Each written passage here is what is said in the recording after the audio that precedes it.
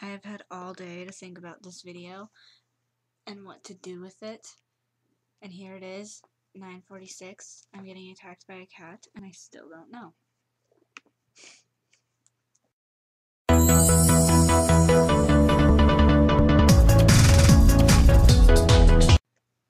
Today I went on a field trip to Chicago.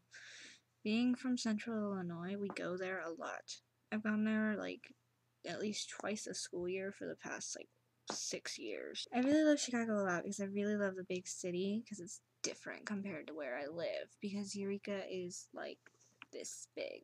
You blink and you got the people who love the small town, and then you got the people who wouldn't mind the change. Today we went with my music appreciation class, and we went to see the Chicago Symphony Orchestra rehearse for 3 hours, which was really interesting. But as you guys know that I'm in band, but I don't really play anything. And we had to dress all really nice, and it was fun. I wore this really cute sweater dress, and I was pretty excited about it. And I wore my favorite heels. Unfortunately, I have blisters now because Chicago has city blocks, which are big as compared to regular town blocks, which are not big. But I was under the impression that we wouldn't be going anywhere other than the theater, so I was like, well, I can just wear my regular shoes or my heels and I would be fine. But we had a foreign exchange student in our class, and she's from Norway, and she's never been to Chicago, and she wanted to go see the Bean. For those of you who don't know what the Bean is, this is the Bean. Apparently my dad didn't know what it was, so I figured if you didn't know what it was. And on the bus ride I just slept, although I did finish this book, which looks like it'd be a really depressing book. But I suggest that you read it because it's really good.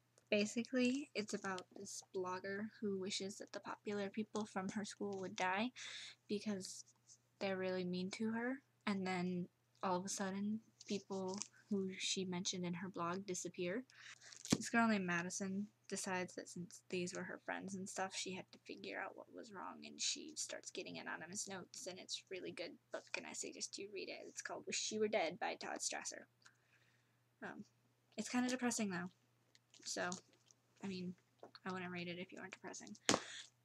I'm really depressed because yesterday I signed up to give blood, and they pricked my finger and everything, and they got all the blood work done.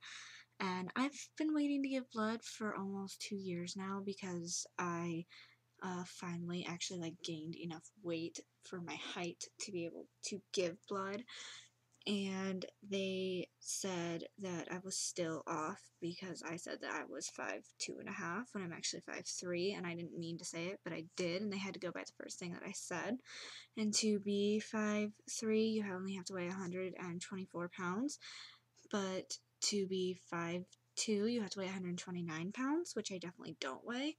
And when I said, well, look at my license, it says I'm 5'3", they looked at it and they were like, your license also says that you're 115 pounds. I got my license over a year and a half ago, so people don't actually shrink, but they will gain weight. I'm just saying, I've gained about 10 pounds since I got my license. So that was really depressing. I know how my best friend feels. She's only 4'11", and she is super tiny, and she only weighs 116 pounds, I think. And if she were to give blood at her age with her height, she is supposed to weigh 140 pounds, which is very obese. And she is very sad that she can't give blood, and I understand why, because it's really sad. I was really sad that I couldn't give blood. I'm sorry this video was a little long, but Ashley, I'll see you tomorrow.